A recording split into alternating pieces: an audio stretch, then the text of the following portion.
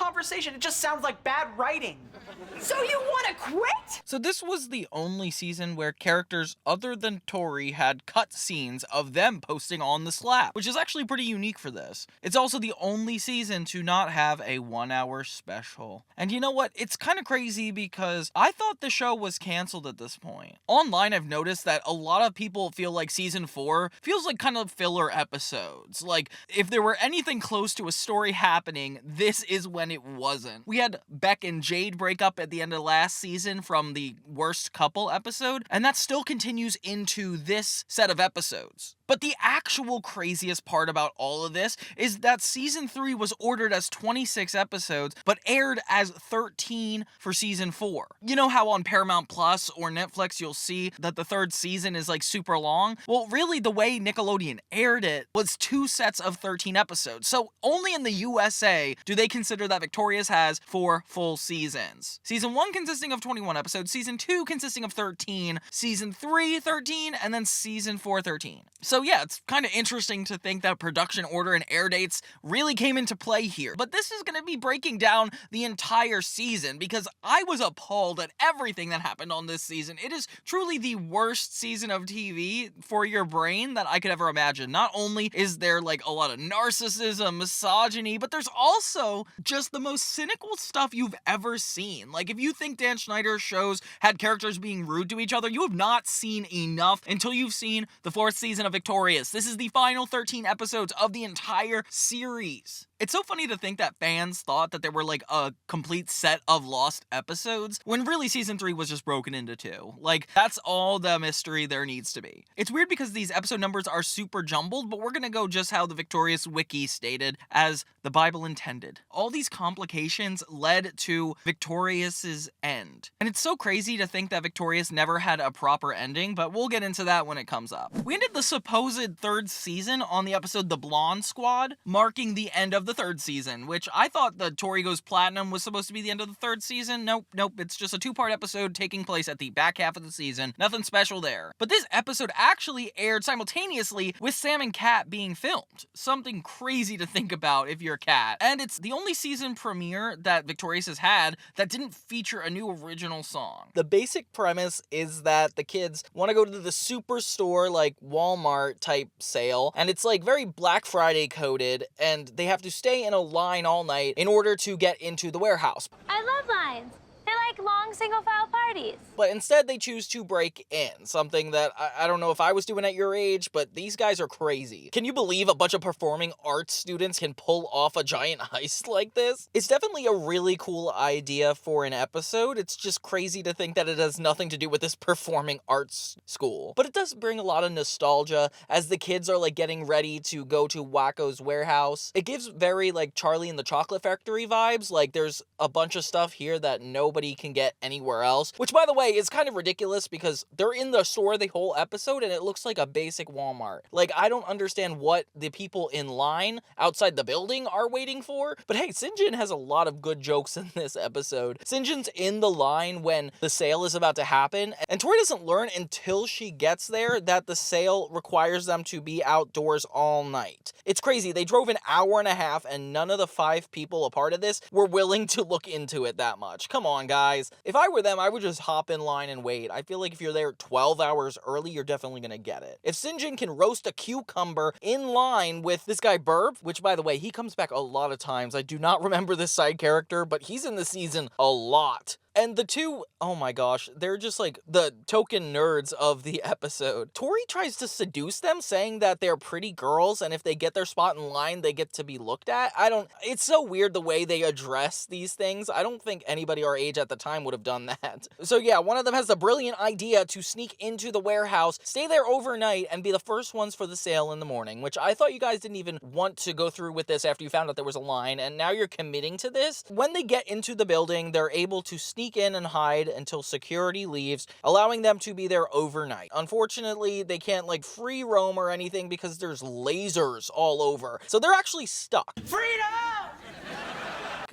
It's one of those stuck episodes, which Drake and Josh did so phenomenally well. I did like a 10-minute retrospective on how they made 5 different episodes in one season about just being stuck in one place, and that's the vibes this episode's giving me. Also with the way Robbie kind of presents himself and like ends up being the one to go through the lasers and actually confronts a bunch of robbers really reminds me of Josh's character in Drake and Josh. He's like the nerd character that gets caught up in the wrong situations, just so meaningful, but he feels like a worse version in some way, maybe because it's like an ensemble cast. Meanwhile, Tori doesn't seem to play any sort of a main part in this. She just kind of is a straight person getting mad at everybody. Oh my god, it's so funny when Robbie keeps trying to get people to be impressed by his walkie-talkies as if it's like a new type of technology, when everybody's just like, oh my god, come on, what about cell phones? You have a cell phone. Yeah, so? It lets you walkie and talkie to people all around the world. Of course, Rex is really not here. I can't believe we don't even notice that. Like, it would be so funny to have him be a part of this, but I guess it would make the approach to the robbers a lot less intimidating. Oh well. Trina in this episode is very obnoxious, being only mean in everything she says. I feel like she is almost like a lifeless Sam if she only was rude and didn't have any positive traits. Nobody seems to be happy she's around, and she doesn't seem to be happy around anybody else, so I don't understand how they're gonna do this reboot with such an unlikable character. But hey, I'm excited to be proved wrong, guys. Come on, let me see that. Oh my god, the robbers are so funny. 2 blonde, blue-eyed robbers dressed in black everywhere where they could not be recognized. Yeah, their faces are completely open. What were you trying to get away with? And they say we fixin' and have like a lot of really funny slurs and have such a funny way of using their accents. They call themselves the Triplet Twins, which is crazy because there's only 2 of them. Your last name is Triplet, Yeah. but you're twins. Ironic, ain't it? I don't know why this is such a funny joke to me, like calling them triplets but not having them be triplets. The security system in this Wanko's warehouse looks like the stock market. It's like all digital and making it seem like futuristic. But the fact it's 10 years later and we still don't use technology like this makes me feel like it's a little bit obsolete. I don't know why. It's just, I find it so funny at the end of the episode when they're running out of the building and we still see Sinjin and Burv waiting in line with a cucumber. Like, it's kind of nuts. All around, interesting episode. Definitely feels like a filler, and so much more abuse toward Tori, Trina being rude, and Robbie getting beaten up. It's just all around bad vibes for me. I don't know why nobody's picking up on this and this is everybody's like favorite show. To me, it just comes across as like a little negative. Oh my gosh, and it's so weird. They have Dan Schneider voicing the intercom in the building. Attention Wanko shoppers, you're shopping at Wanko's. Not even like a helpful intercom transference. Like, I don't even understand. This is the 5th and last time that the gang has been trapped somewhere throughout the series. The other times are Survival of the Hottest from season 1, Locked Up from season 2, Terror on Cupcake Street from season 2, and The Breakfast Bunch from season 3. It just seems like their vibe. I feel like also Wi-Fi in the Sky from season 1 has to be a stuck episode. You guys don't? Okay.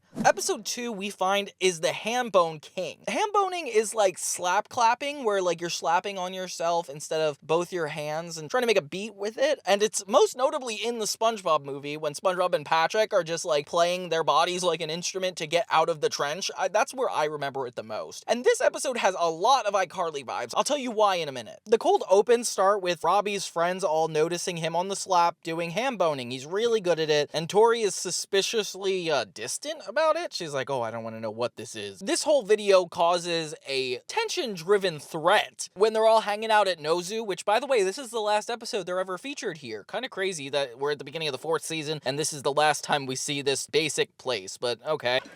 Bye-bye, Hambone King.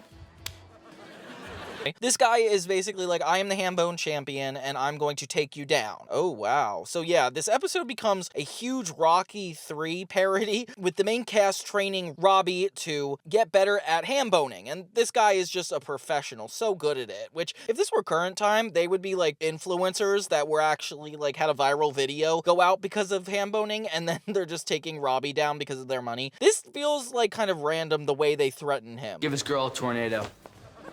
There's a tornado.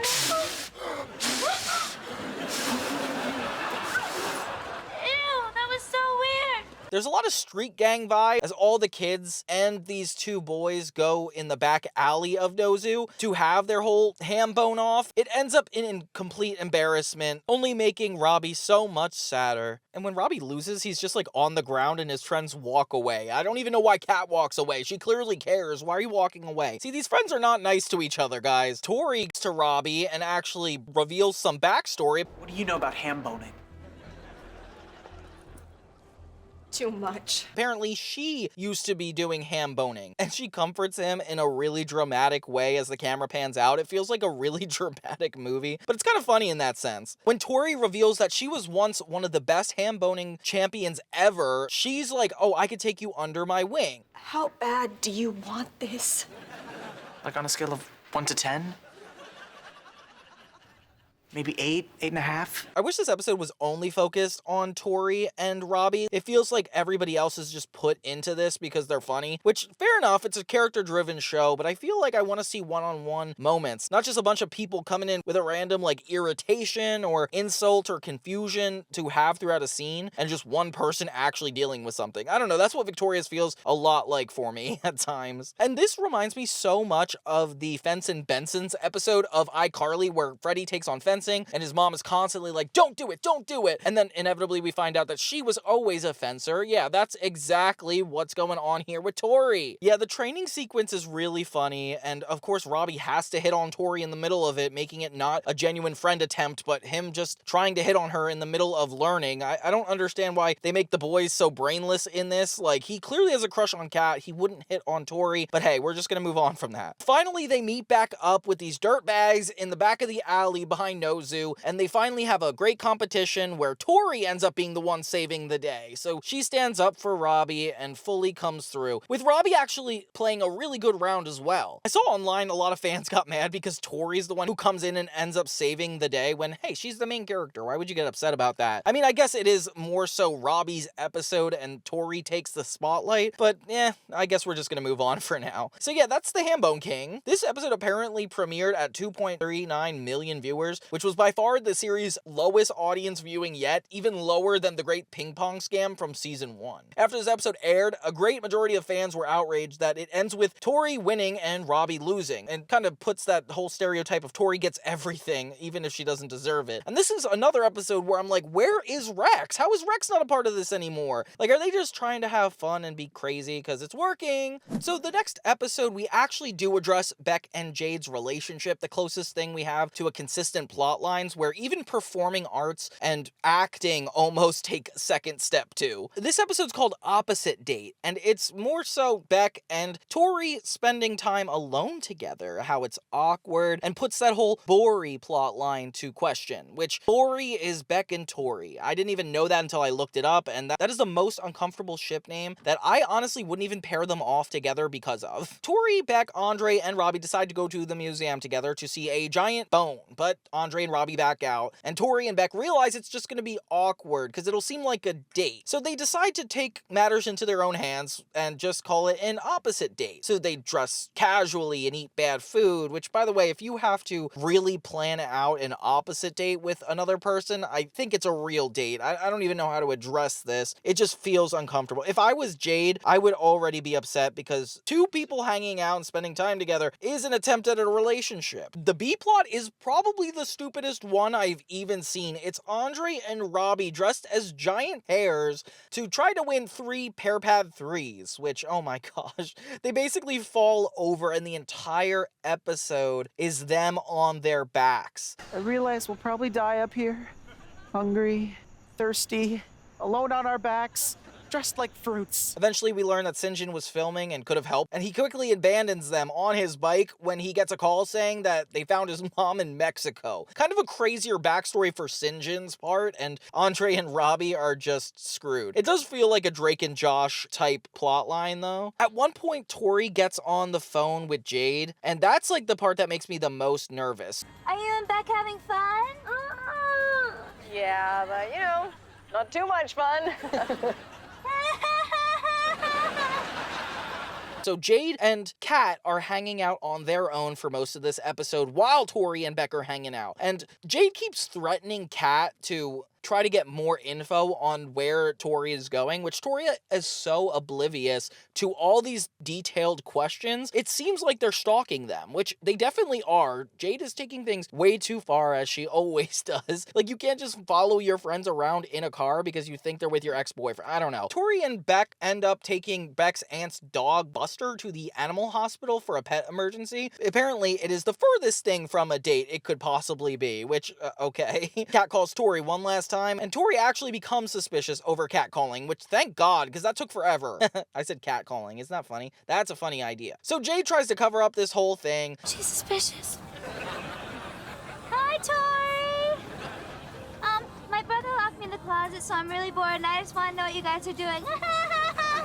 And meanwhile, Tori and Beck are just sitting at the animal hospital. They finally have a conversation about Jade, and they start asking questions about the two's relationship and the friendship with Jade, with a bunch of random strangers chiming in and like wanting to know all this information, which kind of feels like a meta way to have fans be asking these questions and Dan Schneider answering them through these characters. But yeah, the situation is less than ideal, but it's still something they intended to do. This stupid opposite date, it just feels like they're together at some point. Jade ends up coming running in, getting super furious. Wow, Tori and Beck are here.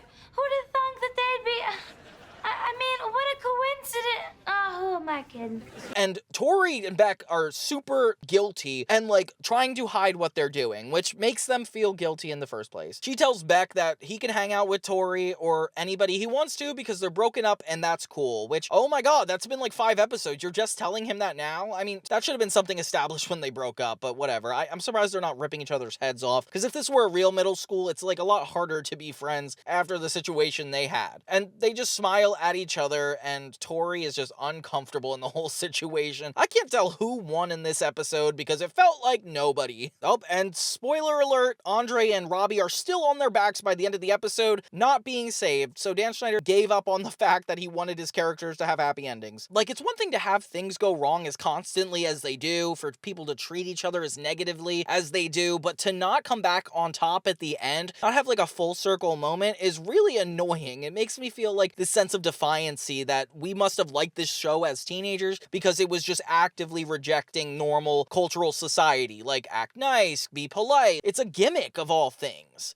The next episode is 3 Girls and a Moose, and this is when things get even crazier. This is what I call the male objectification episode, which I never thought I would ever say in any of these shows. Like, usually they are a lot crueler to the women or treat them worse, but I feel like this episode really shines a light on how men could be mistreated on a set like this. So it starts with Robbie starting his own Tinkle Aid, which is an event where they're trying to get the boys to raise money to have their own bathroom. Yeah, it's time to flush injustice. The girls have 3 and the boys have 2, which, by the way, I think the girls need the 3rd one, but okay, I guess we'll catch up with equality. And this is supposed to be like a whole karaoke event because the group cannot get enough of singing. I don't even think they want to develop their careers. They just like to sing for fun and never let it go anywhere, constantly. The center point of this episode is that Beck has a friend come over from Canada. So Beck is from Canada, not mentioned unless as an insult or a stereotype. And this episode kind of stems off of that. So he has a friend come in, his name's Moose, and he's really attractive, so Tori, Jade, and Kat all fawn over him and get really into trying to attract him. So the entire episode is them fighting one another, essentially the anti-girls girl episode. You're from Canada. That's so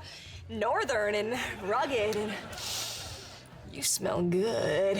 Burv makes another appearance multiple times, and I feel like he is trying to make fun of gay people because he just comes in, hits on characters, and leaves with nothing explained. Like, I don't think that's really fair. He's definitely gonna have at least a few lines, guys. With the girls constantly fighting over Moose, Beck has no time to spend with his friend. Yeah, I'm psyched to hang out with him.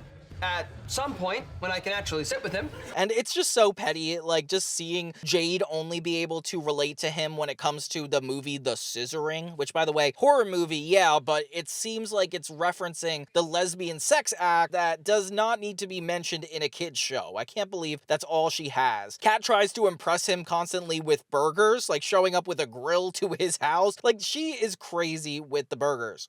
Oh my gosh! Who wants a hamburger?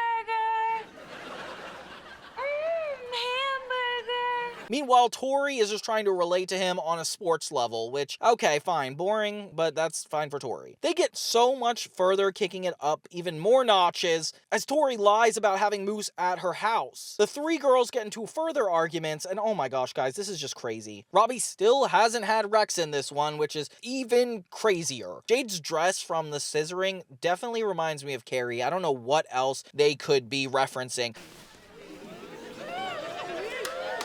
Jade, what are you wearing? Tell me how the crowd oohs when she comes out in it. Like, what is that? Oh my gosh, Kat and Jade catch Tori hanging out with Moose in private by recognizing that she wasn't wearing her glasses, which is a really impressive observation on Kat and Jade's part. I really respect that. Robbie keeps telling this shower story of how he came up with the event Tinkle Aid, and it feels like it's just a one-off joke until the girls realize they never helped Robbie, Beck, or Andre with Tinkle Aid, like to raise money for their toilets. They were trying to hit on Moose this entire time. So Beck is the real loser in this episode because he was ditched for his fundraiser and then lost his friend, all because of these three girls. And there's a little moment where they actually acknowledge it and the girls feel bad, which I find really sweet. But then they take it away pretty quickly when Beck is finally hanging out with Moose, and then one by one they re-show up, only kicking it up a further notch. I thought it was going to be this whole apology and the episode would have ended on a sweet note with Tori being like, yeah, you guys just have to spend time together. But no, it's just all the girls piling onto him one last time, and Beck and Moose not actually getting to hang out with one another. Definitely a crazy negative ending. Aside from all the negative things I've said about this episode, you gotta admit sometimes a seducing type episode, it could be funny. Like a bunch of main characters going after the same thing, all coming in with different intentions and ideas, and it really contrasts like who they are and what makes them funny. Like I feel like this was definitely a rewarding episode to watch, although having them be so menacing, like Robbie snapping at the waiter, just kind of ruins it for me. It leaves a bad taste in my mouth. Of course, the next episode is even funnier, with clearly the older writers making this as a statement to kids who are watching. It's called Cell Block, and it is exactly what you think. Cell is in cell phone. It's Psychowitz getting so fed up with these kids, like even during acting class when they're getting ready for a play, they're on their phones and everybody's just texting or like on the slap. And apparently it's just getting too much for Psychowitz to handle. You people are sick! I feel pretty good. He challenges all the kids to put down their cell phones for a certain amount of time and actually see if he can get them to stop their addiction to their cell phones, which this episode really must have worked because we're not on our cell phones as much as ever nowadays. Psychowitz says no electronic device that was made since he's been born, and I'm really curious when that was. So he promises A's for the entire semester if they successfully do this, which is actually really thoughtful. I feel like it's a healthy thing to do to put your cell phones down, and along with getting a reward of a good grade would be even better. This is another weird moment. So Tori is trying to get through life without her cell phone. Everybody ends up quitting using it, and it changes their lives in really crazy ways. What is that thing?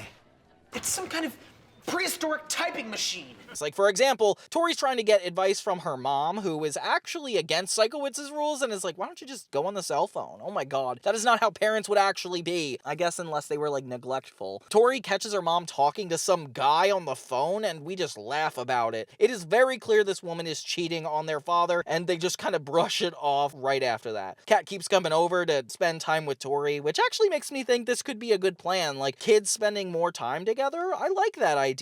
Kat pretends that she has a cell phone and tries to get the vibe of it all. I don't know, that's just ridiculous. I know it's not like having a real phone, but at least I can pretend. But what's the point? This is all I've got! Basically, the midpoint, everything gets turned on its head when the boys and girls turn against each other, saying that, like, oh, your gender makes more phone calls, or your gender goes on more, and it ends up in, like, a full-blown argument, with the stakes getting raised even further. Psychowitz helps this by pitting the boys against the girls, and next thing you know, it becomes a paranoia fest, with both of them trying to psych each other out, trick them to kind of use their cell phones, something that I wouldn't have expected to be such a funny plotline, but it does a really good job. Like, even this little girl shows up to Tori's house, and Jade is like, do not help her. There's no risk if we don't help her. And it's like, oh my god, that's dark. Why would the girls just not help people? Oh, and Tori tries to trick Robbie by saying she put a butt pic on the internet, and Robbie's like, I need my phone back. Weird, weird, weird. I can't believe that's even in a kid's show. I can't believe that's here. This stuff's only really funny for the shock of it all. If that stuff was normal, this show would just be a bunch of average jokes doing normal things. In the end, Psychowitz says that they're gonna gonna stop the contest, but really just like tricks the girls and turns out to be on the boys' side, saying that he was born a boy. Oh my gosh, can you believe this is like a full conversation about gender? But hey, I can, so I guess that's it. The girls end up losing, the boys win, because the teacher is also a male. And I guess, what do we learn from that, kids? I gotta tell you, put it in the comments because I can't do it. I guess the most positive ending is them getting their phone backs and Tori, Jade, and Kat actually being content to go back on them. Well, okay, didn't know what I was learning there.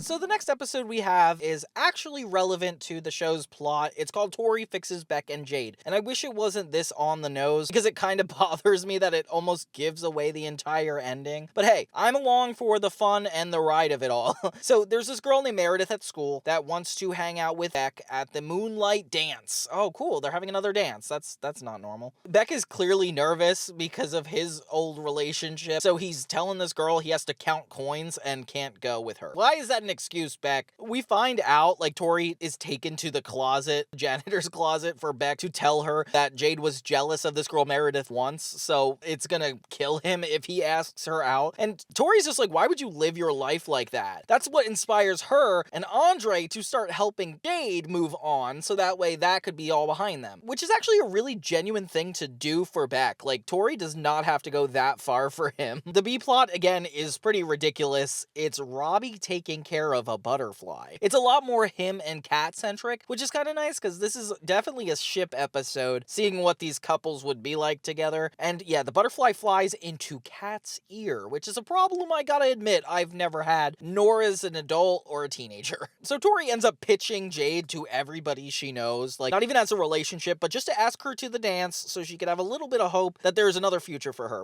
But Jade can be so much fun. Not now!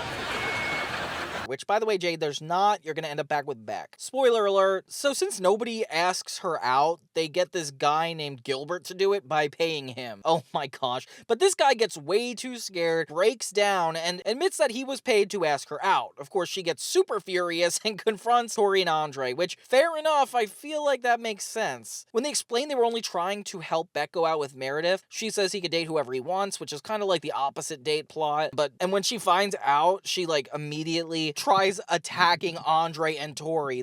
I gotta take this and kill you both with it.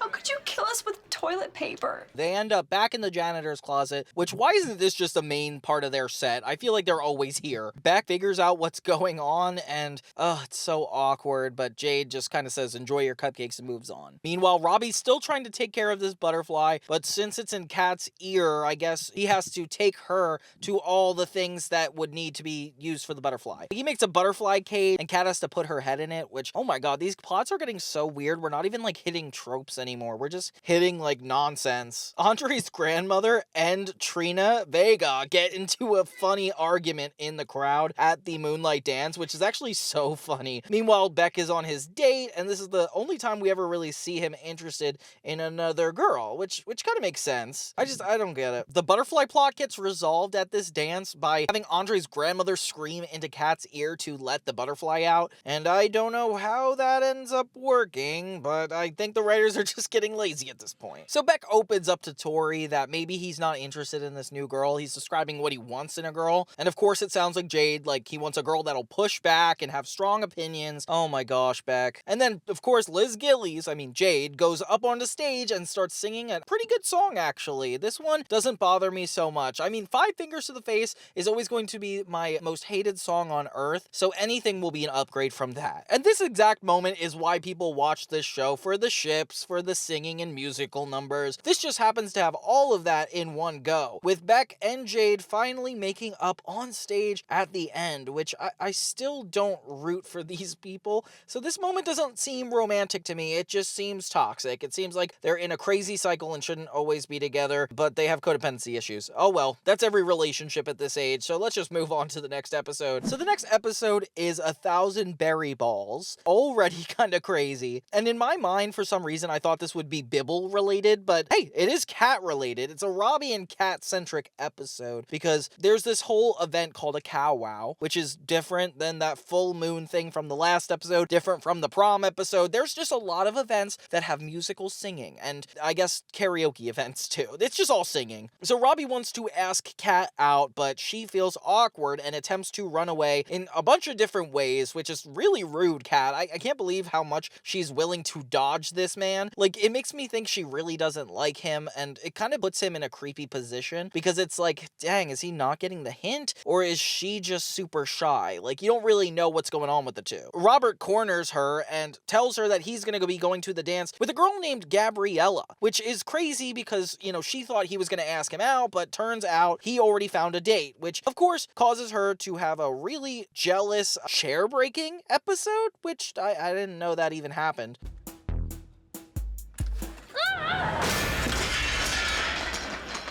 Gabriella. But the fact that Kat's jealous is kind of leaving me hopeful for Robbie. That's like very sweet. Tori's episode is essentially the subplot, which is kind of crazy to me. She's like strapped on cash, so she's like, I need to get more money. Meanwhile, Andre is working at a yogurt shop called Yodely Togurt, which is insane. I didn't even realize he had a job, let alone mentioned a job. What's this white stuff? That's what we use to clean the counter.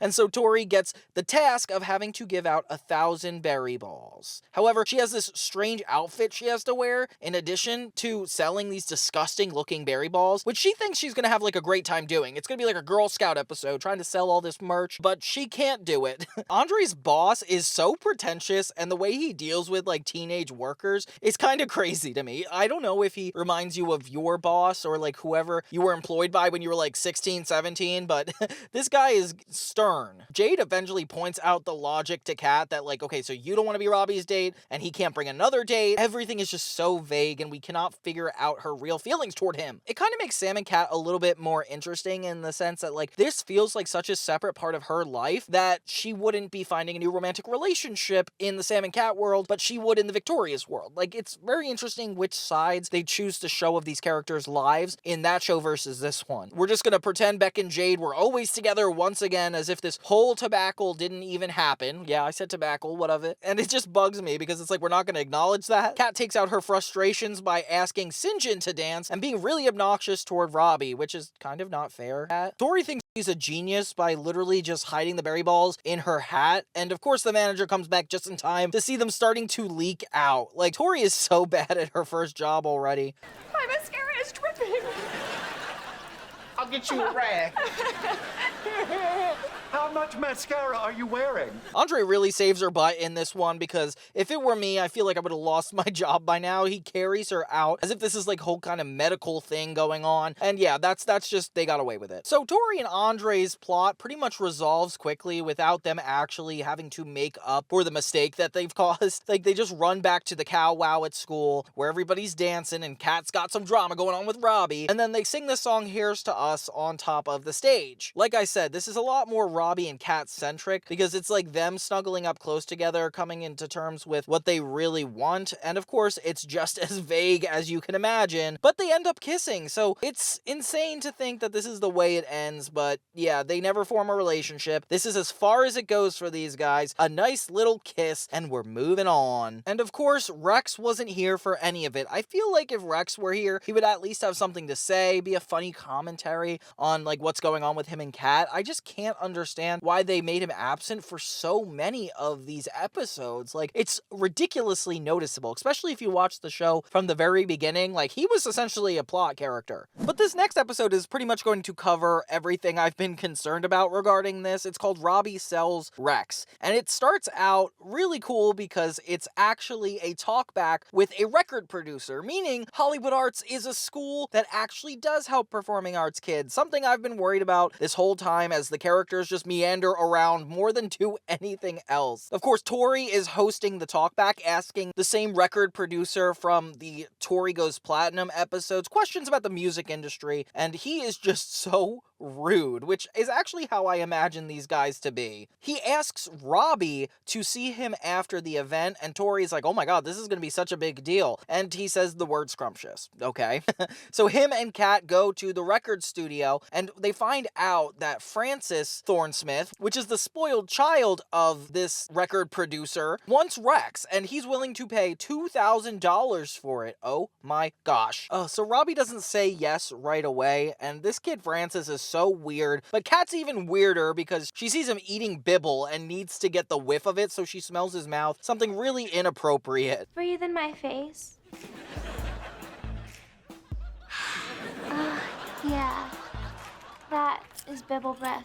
But hey, we can't get over the fact that Robbie's hair is finally straight for once. Like, this is a really weird way to see him. Of course, his hair is the inspiration for all of this. Like, he needs body wash, so $2,000 could change his life, which, of course, Rex has to remind him. Which, by the way, Rex isn't even funny. He's just, like, saying things that have to do with the plot. Something abnormal that I was not expecting. It's so funny because this is the episode where they're all taking Rex's relationship with Robbie seriously. And they're, like, calling it an unnatural relationship, which, yeah, it's a dummy and a human kid. Robbie has like an emotional moment when he agrees to sell Rex, and of course Rex is like, I would sell you for less, which makes it a lot quicker. I really feel like this is for the best. Like, they should definitely get rid of him. I have no angst for him to be taken back. I don't care how many times the studio audience awes at him giving him the puppet. So now Robbie's life is not normal. He comes to class super late and a mess and hearing Rex's voice everywhere, which is definitely a deeper psychological concern that I don't think has to do with the hand puppet, guys. Oh, Robbie, everyone needs friends. Especially weirdos like you who wear turtle pajamas like a doofbag.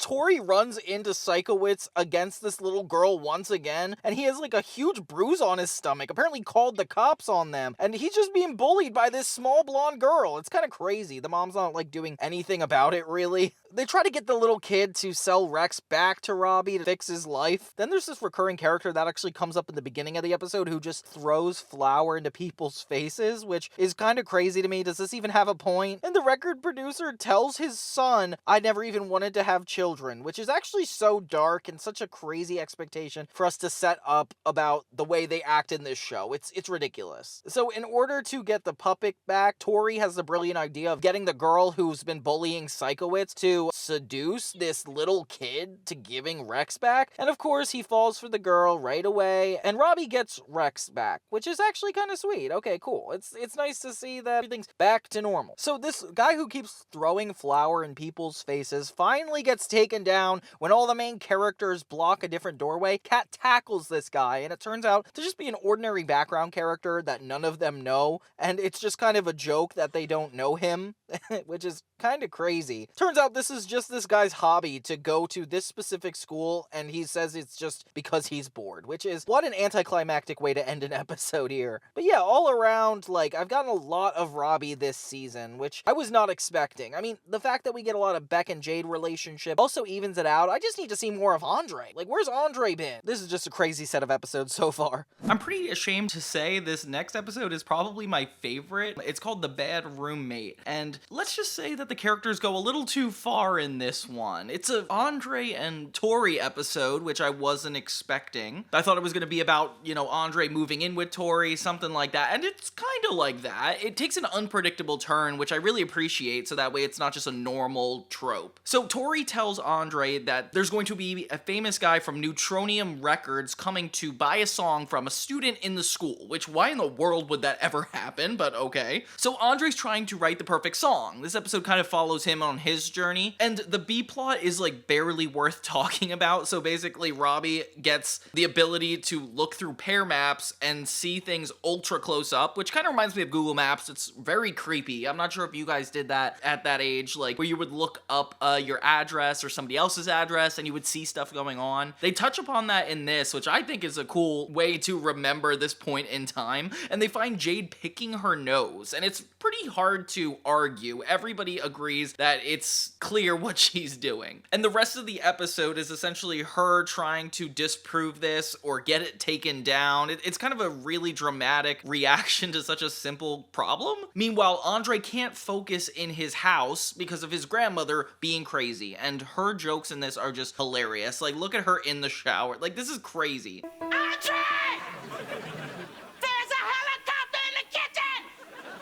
Grandma, that's just the ceiling fan. We get some tweets from Andre, it's very prominent, the fact that all these characters get their own tweets now. I feel like I didn't notice this before, but this is truly an ensemble show now. The mom's back here for a moment, and every time she's in it for like even a second, she just is doing something shady. LOL, Trina bought herself a trophy, which is so funny. It's like, why would you just put her in the episode just to have those 2 lines? It's insane. So Andre asks to use Tori's place to work on the song and brings in full luggage. Next thing you know, Tori can't sleep and her life is miserable because Andre's been trying to write this song forever. And if you're an artist, I can relate to this. Sometimes you do need like the entire household and you'll be loud doing something you love. That's how I'm doing my voiceover right now, in fact. Sinjin tries to comfort Jade, telling her it gets better, and then Jade just has like a overreaction, which is insane. Andre ends up eating the family pot pie, which is actually a really funny thing. Andre is pretty dismissive, and it almost doesn't even feel in character the way he's so disrespectful. Tori has enough of all of this and starts taking it out on Andre, with the two not even being friends anymore because of the argument, which is pretty sad. I don't think I've ever seen them be in this big of a disagreement. I wish they almost emphasized their relationship more. They're so dynamic together, and I feel like, if anything, this plot is too ridiculous to bring out the best in them, you know? So when they actually perform the song for the record producer, Tori ends up playing the song Andre wrote, without meaning to. It seems pretty malicious right off the bat, but I don't know. She sings a song about butterflies at first, and it is horrible, so I'm just glad she just didn't ruin her life. It seems like Tori can't write a song at all,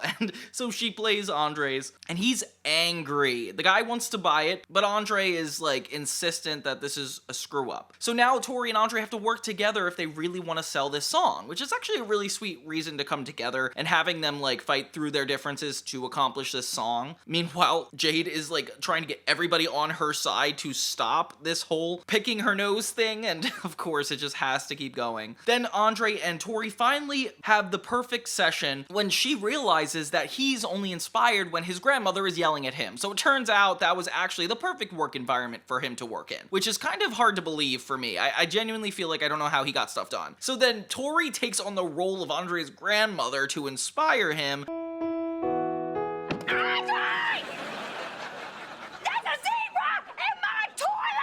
And yeah, I don't know if this is offensive or what to even make of it. It's not comfortable to watch, I'll tell you that much. They get the perfect song out there for the record producer, and yeah, I just realized these kids have a lot of wins and impress a lot of industry people for stuff to go nowhere. But you know what? Hey, that's how we're living in the entertainment industry anyway, why not? They bring in a baby to see if he cries during the chorus, and it is a sign that it's good?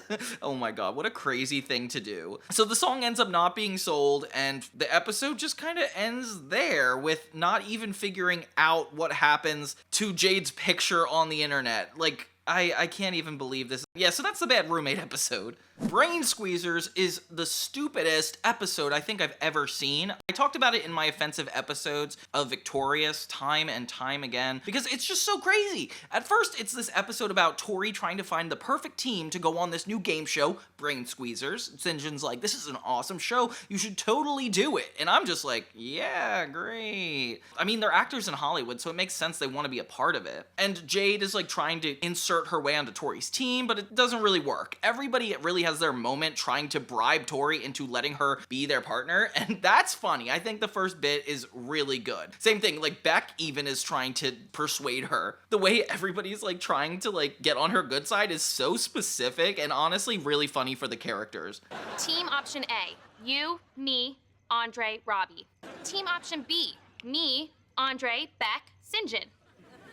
I'm not even on that team! Finally, they do get to the game show, and this is when the episode just straightforward gets ridiculous from the episode on. I'm so glad that they stalled for, like, the whole thing, because honestly, like, this is when it ends for me. So Jade shows up to Tori's house and gets super emotional as if something's really going wrong, and Tori's like actually there for her, trying to be a good friend, only to find out she just wants to be on her team too. Oh my gosh. So yeah, once the bribery is over, the episode really takes a left turn when they show up to the set. Jade comes in taking Tori's name to fill up her spot, and since they can't get the other team, they have all the Hollywood Arts crew make up both teams, which is kind kind of ridiculous if you think about it. I don't know how they would not have thought that. By the way, these kids are 16, 17 years old. I don't know why they could be involved in this without parents' permission. And yeah, this show ends up just being a torture fest with whoever this host is constantly exposing these kids to horrible, horrible things. Like, I'm not even kidding. They drop a toilet on somebody's head. Nobody is safe from this, which is even less funny. I feel like it'd be funny if like one of them wasn't getting any of the pranks. It's just nonsense for the sake of being nonsense. And it almost feels like it's making fun of Nickelodeon, the way they drop slime and nuts and bolts. Yeah, why would that ever make sense? What kind of game show is this? So with everybody constantly going downhill, you don't know what you're watching halfway through this episode. It just is all around horrible. And you feel bad for the kids. Like, I don't know who the joke's on with this, but it's just not fun. Like, even Sinjin gets kind of beaten up. By the end, they cut to them just like horribly broken, which is kind of sad, especially all the stuff going around about kids in the entertainment industry. This is like the perfect example of what not to do. Car battery!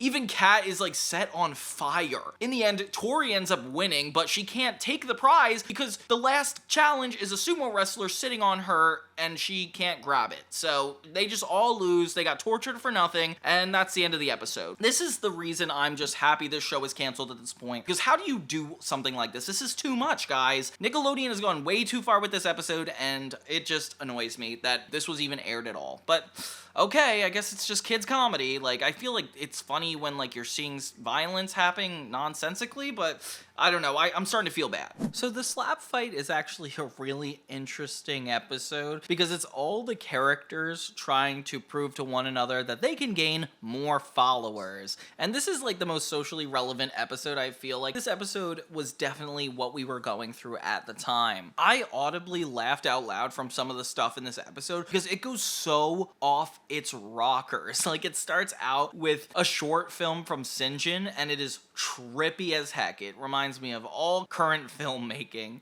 Soda. Yes. Wet moisture. Tori learns that Trina has more followers than everybody, and this is a huge concern because it's Trina, and I guess they just love to bully her. Obviously, nobody believes it, but they're like, oh, I definitely have to get more. And so Tori is setting out to finally get the most followers, and she's willing to do anything.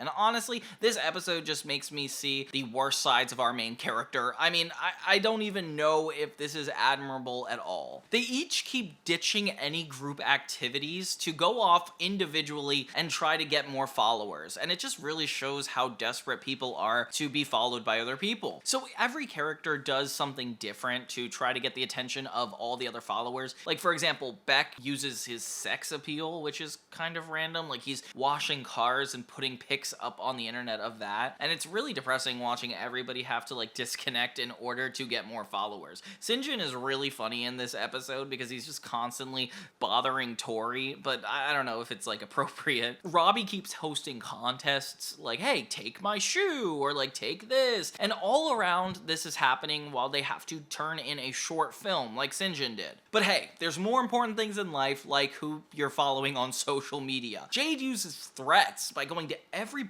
in the school telling them to follow her. You're scaring people into following you? I'm gently suggesting that they follow me. Hey! Do you follow me on the Slack? Follow me!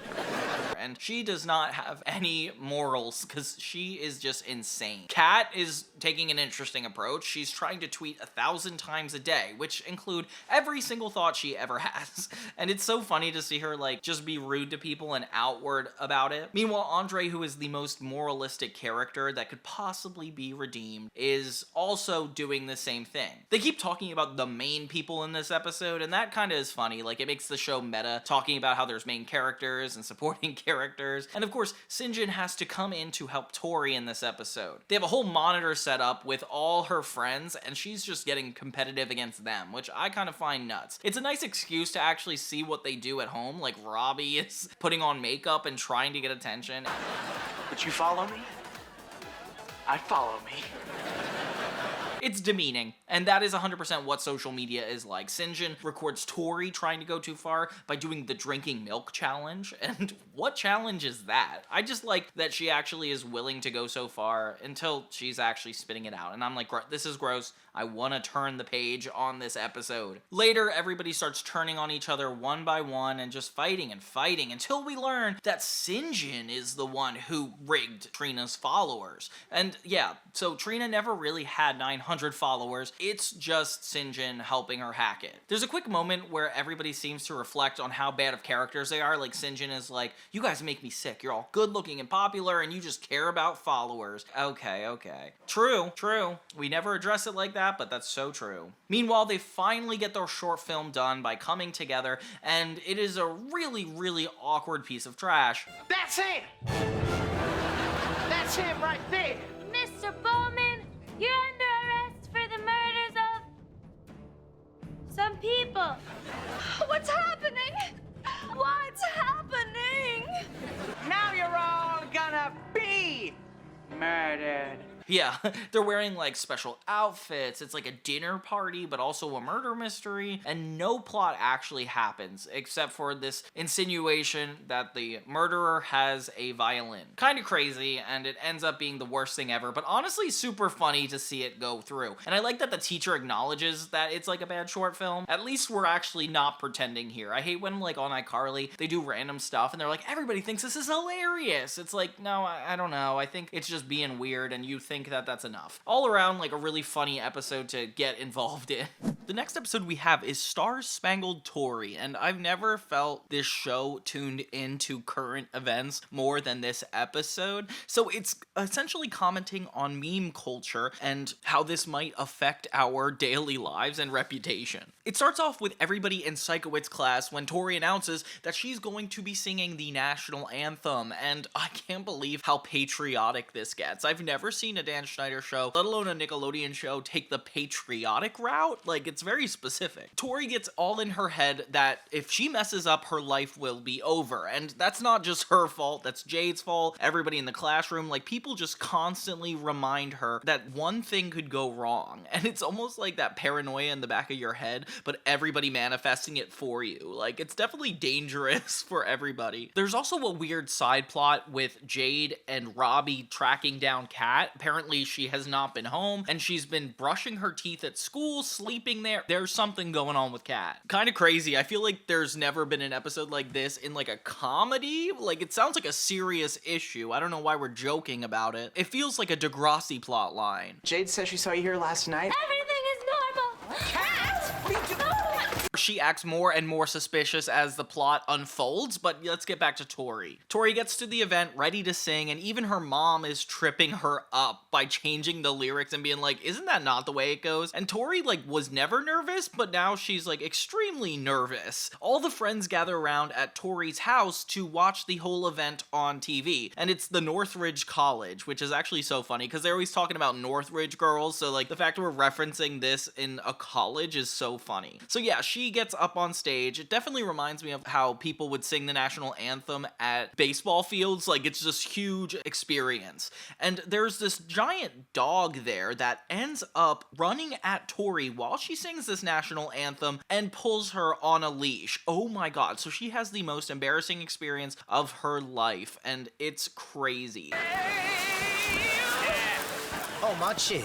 It's so funny that it didn't have to do with the actual singing, but like actually what went down. The mom is not super supportive. I really hate this mother. She gets worse and worse every time she's on screen. And luckily, since all of her friends are gathered around her house, they are there to shame her. Because you know these characters are not good people, so they're trying to be nice, but really it does not work out. Meanwhile, Kat gets more and more suspicious, sneaking into the school, so Robbie and Jade secretly follow her at night. There's a lot of weird tension, which is so funny, because obviously Robbie could be with anybody at this point, and they discover that Kat is living in the school. Very crazy that she's living in the prop house. We used to have a prop house, but if somebody lived in there, I definitely think at least a janitor would notice. Like, there's no rooms that go unchecked at a school like this. Oh well, they have a good heart-to-heart, and it doesn't really feel heartwarming or even positive, so I don't know why they did this plot line. It's just kind of sad. So Tori ends up on every at work. Everything is making fun of her. Even her teacher is not super helpful.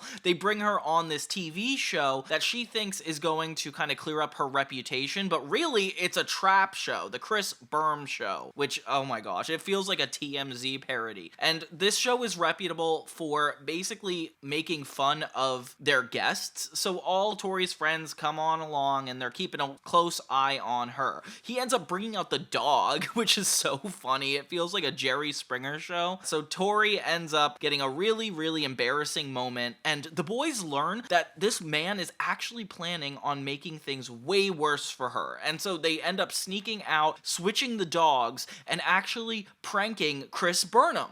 It's just so funny that, like, we actually have a positive episode about Beck and Andre coming through for Tori and really helping her out, but in this case scenario, like, it's just so tedious in nature. It ends with the revenge being taken. The end feels so abrupt. It feels like we barely get to celebrate or enjoy anything, but at least Tori gets another musical number. Everybody loves an excuse for Tori to sing. Yeah, this one is just so interesting because of how patriotic it gets. I feel so bad for the cat storyline because it's such a deep-seated trauma that, like, is just brushed off just for comedy. Yeah, it could have been so much better, but at least the Tori stuff is really relatable. Like, this whole meme culture is definitely something somebody would have gone through at that age. So then we have another episode that's kind of like Psychowitz being mad at the kids and giving them an assignment. It's called Victory Yes, and I'm sure you've heard of this episode. If not, remember seeing it. Basically, Psychowitz challenges the entire crew to say yes to everything that is put their way. And there's a really weird recurring gag of the pajachucho, or oh my god, it's so hard to pronounce. It's just basically this poncho that is also a jacket. Ariana Grande is just trying to promote it. That's essentially all there is. They're pajamas, they're jeans, they're leggings, it's a hoodie, it's a poncho. The Pajali Hoocho!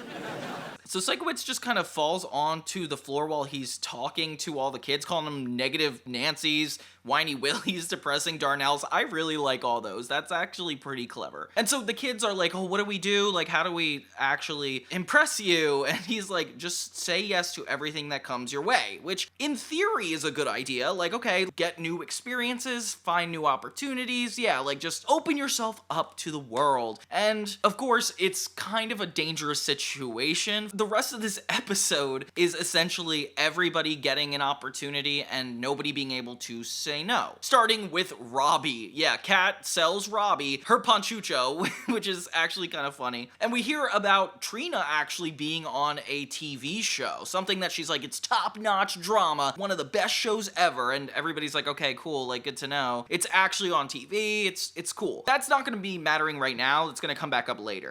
This really untalented girl asks Andre to be her partner, and he doesn't know how to say no until Psychowitz reminds him that he can't say no, and then it's like, oh, okay, cool. Meanwhile, Beck is talking about how he's trying to trick Jade into coming to the drag race with him because she can't say no, and he's using this as an opportunity, and that is the craziest situation ever. It's like not really comfortable that they're playing with consent this much. It's very weird. Jade interrupts and actually turns the tables on Tori, only to say that they have plans together to make homemade pizza, but Tori can't say no, so it's like, oh, great. So Sinjin asks to go with Beck, to which she's like, I guess so. He has to say yes, so they go to the drag race, and it's just Kat and Robbie wearing ponchuchos, okay. Meanwhile, unrealistic pizza dough, Tori is cooking, while Jade ends up ordering her own pizza, which is kind of insane, and then takes $20 from Tori. Yeah, this is just everybody asking each other to do something and nobody saying no to it. It's kind of ridiculous. We find out Trina's going to this huge show she's a part of, and that's great for her, but, you know, it's just kind of ridiculous it's even happening. Meanwhile, Andre and his partner are really not working well together. She's bringing her feet into the mix, which is, of course, for a Dan Schneider show. And yeah, they don't seem like they're even accomplishing anything. And then, when you think Robbie and Kat had nothing to do, it's even less of nothing when they get robbed. Their ponchuchos get taken from a bunch of people in the street, and they end up naked, which is exactly what happened in the Zoe 101 episode with Chase and Michael, which I don't think they thought we remember that, but of course we did. Like, it's crazy. Beck and Sinjin get along, really enjoying the drag race, which is actually kind of sweet. It's nice that the opportunities, like, really did come to them. Meanwhile, Jade and Tori are like, let's go see what Trina's actually up to with her new show. It turns out to not be a professional show, but her running around dressed as cheese, chased by mice.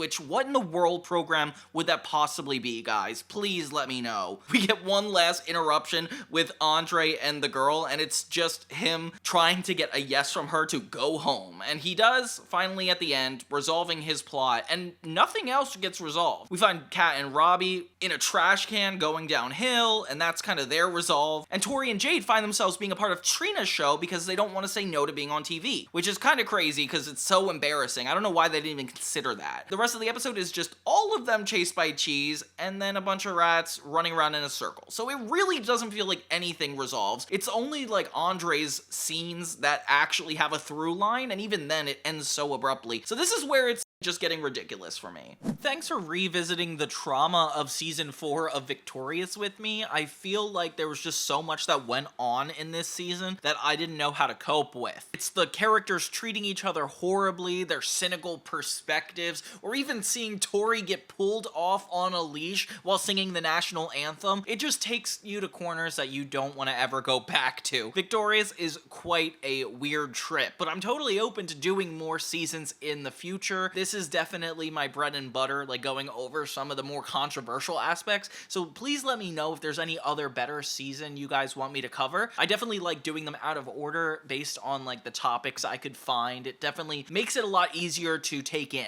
But what was your favorite episode from this season, this big meme joke season? Thank you guys so much for watching and joining me at Johnny 2000. I have so much fun with you guys, and I will see you guys next time. Turn